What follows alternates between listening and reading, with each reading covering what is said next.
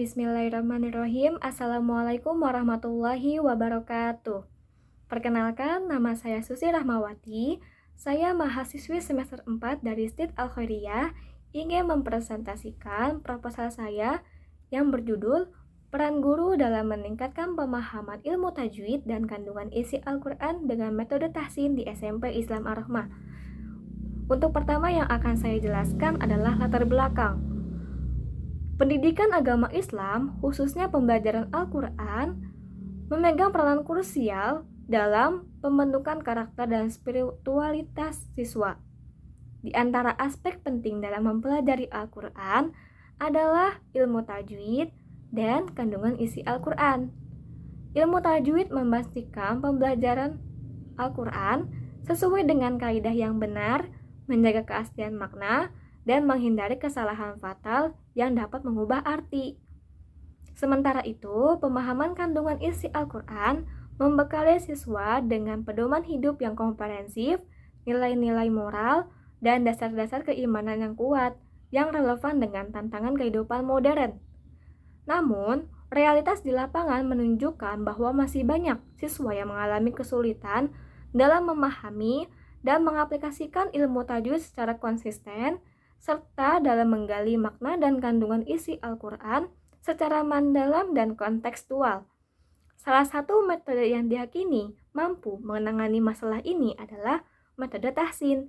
Metode tahsin adalah pembelajaran yang berfokus pada perbaikan bacaan Al-Quran agar sesuai dengan kaidah tajwid yang benar dan fasih. Dengan tahsin yang baik, diharapkan siswa tidak hanya mampu membaca Al-Quran dengan benar, tetapi juga lebih memahami pesan-pesan yang tergantung di dalamnya. Dalam konteks SMP Islam Ar-Rahmah, peran guru menjadi sangat sentral dan strategis.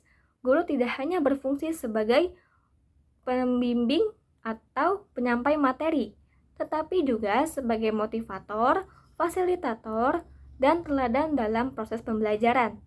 Keberhasilan implementasi metode tahsin untuk meningkatkan pemahaman ilmu tajwid dan kandungan isi Al-Quran sangat bergantung pada strategi, inovasi, dan kompetensi guru dalam merancang, melaksanakan, dan mengevaluasi pembelajaran yang menarik dan efektif.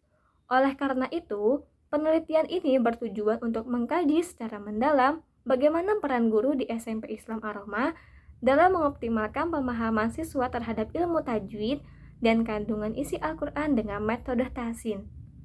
Kemudian ada rumusan masalah.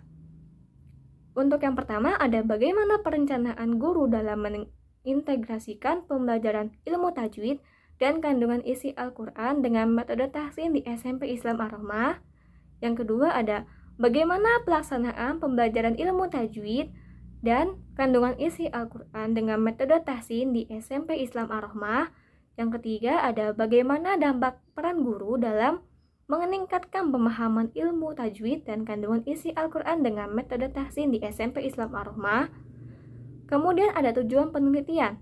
Yang pertama adalah menganalisis dan mendeskripsikan perencanaan pembelajaran ilmu tajwid dan kandungan isi Al-Quran yang dilakukan guru dengan metode tahsin di SMP Islam Ar-Rahmah. Yang kedua ada menganalisis dan mendeskripsikan pelaksanaan pembelajaran ilmu tajwid dan kandungan isi Al-Quran dengan metode tahsin di SMP Islam Ar-Rahmah. Yang ketiga, ada mengidentifikasi dan mengevaluasi dampak peran guru dalam meningkatkan pemahaman ilmu tajwid dan kandungan isi Al-Quran dengan metode tahsin di SMP Islam Ar-Rahmah. Kemudian ada subjek penelitian. Subjek penelitian ini adalah guru pendidikan agama Islam yang secara langsung mengampu mata pelajaran Al-Quran termasuk aspek tahsin, tajwid, dan tafsir singkat, serta siswa-siswi kelas 7, 8, 9 yang mengikuti pelajaran Al-Quran dengan metode tahsin menjadi bagian dari subjek penelitian. Kemudian ada jenis data. Jenis data yang akan dikumpulkan dalam penelitian ini adalah data kualitatif. Data kualitatif di sini berupa informasi deskriptif yang mendalam mengenai perencanaan pembelajaran guru, misalnya pendekatan, materi, media, pembelajaran, misalnya strategi mengajar, interaksi di kelas, pengelolaan kelas, serta tantangan yang dihadapi guru dan siswa. Kemudian ada metode pengumpulan data. Metode pengumpulan data yang akan digunakan adalah observasi partisipatif non-struktural, yakni melakukan pengamatan langsung terhadap proses pembelajaran Al-Quran dengan metode tahsin di beberapa kelas. Observasi ini akan difokuskan pada aktivitas guru, misalnya cara menjelaskan, memberikan contoh, dan mengoreksi bacaan, serta aktivitas siswa, misalnya partisipasi, konsentrasi, dan respon terhadap koreksi. Kemudian ada wawancara mendalam, in-depth interview. Melakukan wawancara tatap muka dengan guru PAI untuk mendapatkan informasi rinci tentang filosofi pengajaran mereka, perencanaan, strategi, kendala yang dihadapi, cara mengatasi kendala, dan evaluasi pembelajaran yang telah dilakukan. Wawancara juga akan dilakukan dengan beberapa siswa yang terpilih dari prestasi sekolah untuk mengetahui persepsi, kemampuan, kesulitan, manfaat yang dirasakan, dan pengalaman mereka dalam pembelajaran tahsin serta pemahaman Al-Quran. Kemudian ada studi dokumentasi. Di sini mengumpulkan dan menganalisis dokumen-dokumen terkait seperti rencana pelaksanaan RPP yang digunakan, silabus mata pelajaran PAI atau Al-Quran, materi ajar seperti buku, modul tahsin, kemudian ada catatan-catatan khusus guru mengenai perkembangan siswa dan hasil nilai ujian tajwid atau pemahaman Al-Quran sebelumnya. Kemudian ada tes pemahaman. Ada 2 tes pemahaman. Yang pertama ada tes ilmu tajwid. Di sini mengukur kemampuan siswa dalam mengidentifikasi, menjelaskan, dan mengaplikasikan hukum-hukum tajwid pada potongan ayat atau kata tertentu. Kemudian yang kedua ada tes pemahaman kandungan isi Al-Quran. Di sini mengukur kemampuan siswa dalam memahami makna dasar, pesan moral, dan hikmah dari beberapa ayat-ayat Al-Quran yang telah diajarkan. Kemudian ada instrumen penelitian. Instrumen penelitian di sini ada lembar observasi, yakni berisi daftar indikator aktivitas guru dan siswa yang akan diamati selama proses pembelajaran, dilengkapi dengan kolom catatan deskriptif untuk detail kualitatif. Kedua, ada pedoman wawancara, yakni berisi daftar pertanyaan terbuka dan terstruktur yang akan diajukan kepada guru dan siswa, dirancang untuk menggali informasi mendalam sesuai rumusan masalah. Yang ketiga ada pedoman dokumentasi, yakni berisi daftar jenis dokumen yang akan dikumpulkan beserta poin-poin kunci yang perlu diekstrak dan dianalisis dari setiap dokumen. Yang keempat adalah soal tes pemahaman.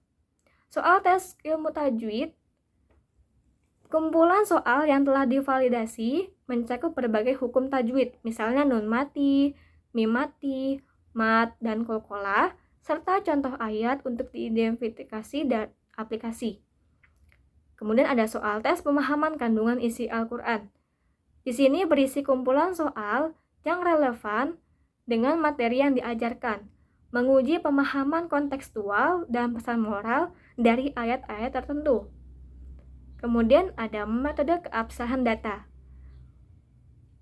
Di sini ada 3. Yang pertama adalah triangulasi sumber.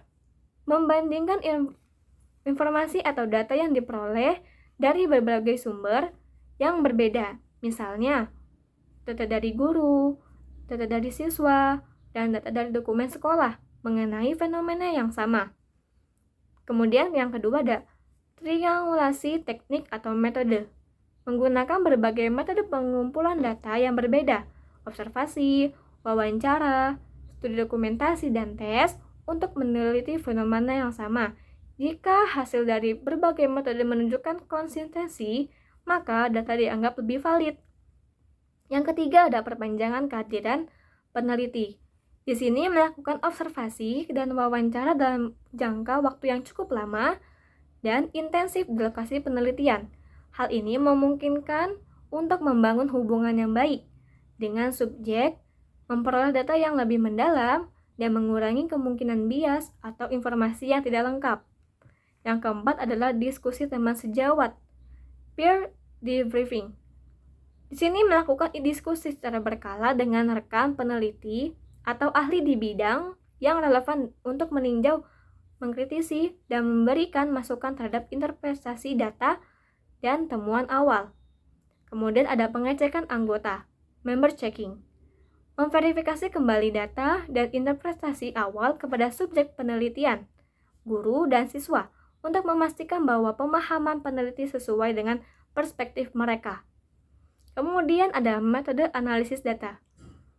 Untuk metode analisis data ada analisis data kualitatif. Data kualitatif yang terkumpul dari observasi, wawancara, dan dokumentasi akan dianalisis menggunakan model interaktif Milas dan Huberman tahun 2014 yang meliputi 3 alur. Yang pertama adalah reduksi data, data reduction. Proses pemilihan, pemusatan perhatian pada penyederhanaan, pengabstrakan, dan transformasi data kasar yang muncul dari catatan lapangan. Yang kedua ada penyajian data, data display. Pengorganisasian data yang telah direduksi dalam bentuk narasi, matriks, grafik, atau bagian terstruktur. Kemudian yang ketiga ada penarikan kesimpulan, verifikasi, atau conclusion drawing or verification. Di sini penarikan kesimpulan awal yang kemudian akan diverifikasi atau divalidasi kembali dengan merujuk pada hasil data yang asli.